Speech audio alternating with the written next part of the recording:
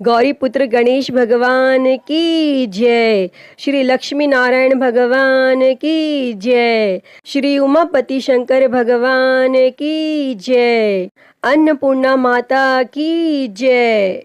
प्रिय भक्तजनों, आज हम इस वीडियो में माता अन्नपूर्णा की व्रत कथा सुनेंगे। तो आप सभी भक्तजन बड़ी ही श्रद्धा, ध्यान पूर्वक और प्रसन्नचित मन से माता अन्नपूर्णा की व्रत कथा को सुनिए। तो सभी प्रेम से बोलिए, माता अन्नपूर्णा की जय, सर्व देवी देवता की जय। एक समय की बात है, काशी निवासी धनंजय की पत्नी का नाम सुलक्षणा था। उसे अन्य सब सुख प्राप्त थे, केवल निर्धनता ही उसके दुख का एकमात्र कारण थी। यह दुख उसे हर समय सताता रहता था। एक दिन सुलक्षणा अपने पति से बोली, स्वामी, आप कुछ उद्यम करो तो काम चले। इस प्रकार कब तक काम चलेगा?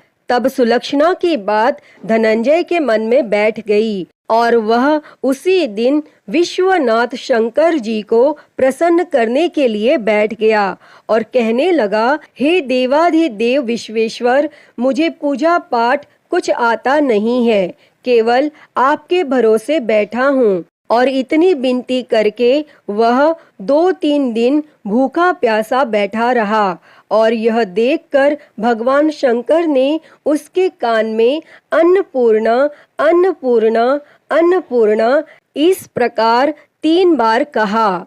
और यह कौन क्या कह गया? और इसी सोच में धनंजय पड़ गया कि मंदिर से आते ब्राह्मणों को देखकर पूछने लगा, पंडित जी, अन्नपूर्णा कौन है? तब ब्राह्मणों ने कहा, तू अन्न छोड़ बैठा है, सो तुझे अन्न की ही बात सूझती है। जा घर जाकर अन्न ग्रहण कर।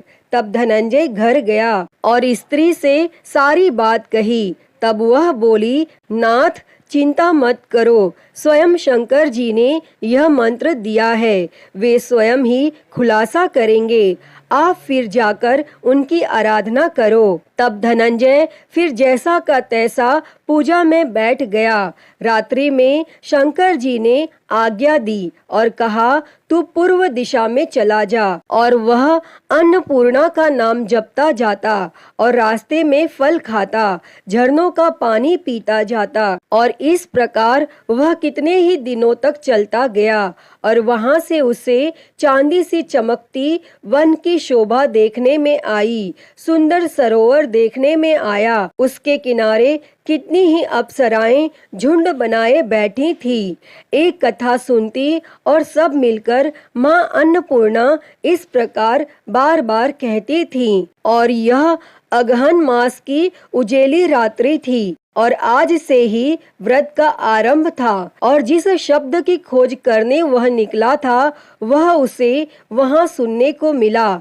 तब धनंजय ने उनके पास जाकर पूछा, हे देवियों, आप यह क्या करती हो? तब उन सब ने कहा, हम सब माँ अन्नपूर्णा का व्रत करती हैं। तब धनंजय ने पूछा, व्रत पूजा करने से क्या होता है? यह किसी ने किया भी है? इसे कब किया जाए? कैसा व्रत है ये और कैसी विधि है? मुझे भी विस्तार से बतलाओ।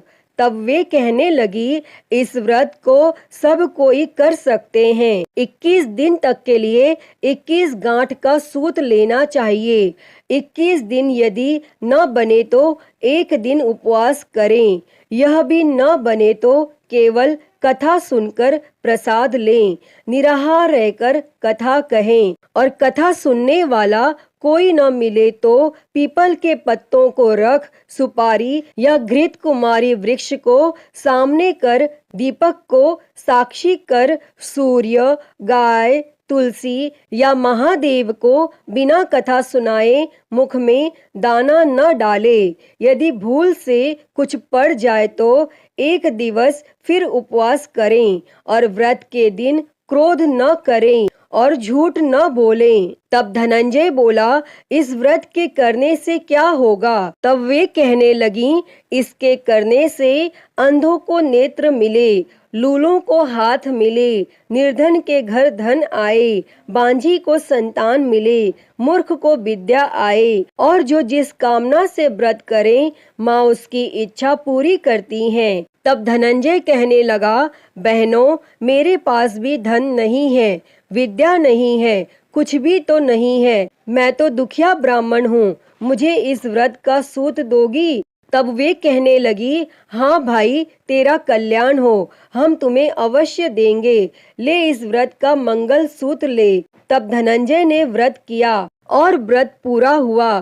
तभी सरोवर में से 21 खंड की स्वर्ण सीढ़ी हीरा मोती जड़ी हुई प्रकट हुई। तब धनंजय जय अन्नपूर्णा कहता जाता था और इस प्रकार कितनी ही सीढ़ियां उतर गया तो क्या देखता है कि करोड़ों सूर्य से प्रकाशमान माता अन्नपूर्णा का मंदिर है। उसके सामने स्वर्ण सिंहासन पर माता अन्नपूर्णा विराजमान है। सामने भिक्षा हेतु शंकर भगवान खड़े हैं। देवांगनाएं चंवर डुलाती हैं, कितनी ही हथियार बांधे पहरा देती हैं।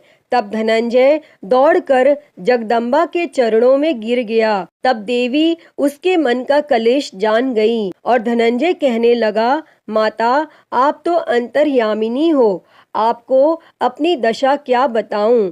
तब माता बोली, मेरा व्रत किया है, जा संसार तेरा सत्कार करेगा। तब माता ने धनंजय की जीवा पर बीज मंत्र लिख दिया और अब तो उसके रोम रोम में विद्या प्रकट हो गई। इतने में क्या देखता है कि वह काशी विश्वनाथ के मंदिर में खड़ा है और माँ का वरदान ले धनंजय घर आया और सुलक्षणा से सब बात कही और माता जी की कृपा से उसके घर में संपत्ति उमड़ने लगी और छोटा सा घर बहुत बड़ा गिना जाने लगा। जैसे शहद के छत्ते में मक्खियां जमा होती हैं और उसी प्रकार अनेक सगे संबंधी आकर उसकी बड़ाई करने लगे और कहने लगे, इतना धन और इतना बड़ा घर, लेकिन सुंदर संतान नहीं तो इस कमाई का कौन भोग करेगा? क्योंकि सुलक्षणा से संतान नहीं है, इसीलिए तुम दूसरा विवाह करो। तब अनिच्छा होते हुए भी धनंजय को दूसरा विवाह करना पड़ा और सती सुलक्षणा को सौत का दुख उठाना पड़ा। इस प्रकार दिन बीतते गए। फिर अघन मास आया। तब नए बंधन से बंधे पति से सुलक्षणा ने कहलाया कि हम व्रत के प्रभाव से सुखी हुए हैं, इस कारण यह व्रत छोड़ना नहीं चाहिए और यह माता जी का प्रताप है जो हम इतने संपन्न और सुखी हैं। और तब सुलक्षणा की बात सुन धनंजय उसके यहाँ आया और व्रत में बैठ गया। तब नई बहू को इस व्रत की खबर नहीं थी और वह धनंजय के आने की राह देख रही थी। तब दिन बीतते गए और व्रत पूर्ण होने में 3 दिवस बाकी थे कि नई बहू को खबर पड़ी और उसके मन में ईर्ष्या की ज्वाला दहकने लगी थी और वह सुलक्षणा के घर आ पहुंची और उसने वहां भगदड़ मचा दी। तब वह धनंजय को अपने साथ ले गई। तब नए घर में धनंजय को थोड़ी देर के लिए निद्रा ने आ दबाया और इसी समय नई बहू ने उसके व्रत का सूत तोड़कर आग में फेंक दिया। अब तो माता जी का कोप जाग गया और घर में अकस्मात आग लग गई, सब कुछ जलकर खाक हो गया। तब सुलक्षणा जान गई और पति को फिर अपने घर ले आई। तब नई बहू रूठ कर पिता के घर जा बैठी और पति को परमेश्वर मानने वाली सुलक्षणा बोली, हे नाथ, घबराना नहीं, माता जी की कृपा अलौकिक है। पुत्र कुपुत्र हो जाता है पर माता कुमाता नहीं होती। अब आप श्रद्धा और भक्ति से आराधना शुरू करो, वे जरूर हमारा कल्याण करेंगी। तब धनंजय फिर माता के पीछे पड़ गया। फिर वहीं सरोवर पर सीढ़ी प्रकट हुई और उसमें माँ अन्नपूर्णा कहकर वह उतर गया और वहां जा माता जी के चरणों में रुदन करने लगा। तब माता प्रसन्न हो बोली, यह मेरी स्वर्ण की मूर्ति ले, उसकी पूजा करना, तू फिर सुखी हो जाएगा। जा, तुझे मेरा आशीर्वाद है। तेरी स्त्री सुलक्षणा ने श्रद्धा से मेरा व्रत किया है, उसे मैंने पुत्र दिया है। तब धनंजय ने आंखें खोली तो खुद को काशी विश्वनाथ के मंदिर में खड़ा पाया और वहां से फिर उसी प्रकार घर को आया। और इधर सुलक्षणा के दिन चढ़े और महीने पूरे होते ही पुत्र का जन्म हुआ और गांव में आश्चर्य की लहर दौड़ गई। और इस प्रकार उसी गांव के निसंतान सेठ के यहाँ पुत्र होने पर उसने माता अन्नपूर्णा का मंदिर बनवा दिया और उसमें माताजी धूमधाम से पधारी, यज्ञ किया और धनंजय को मंदिर के आचार्य का पद दे दिया।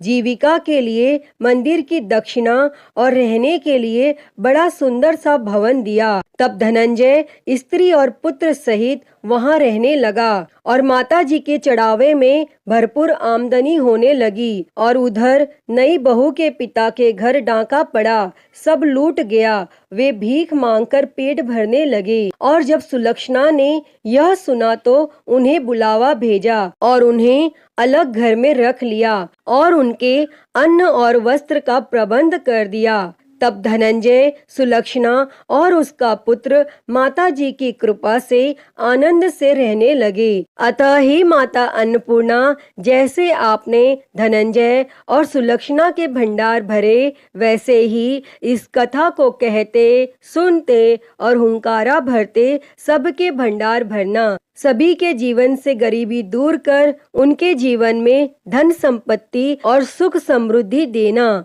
तो सभी प्रेम से बोलिए, माता अन्नपूर्णा की जय।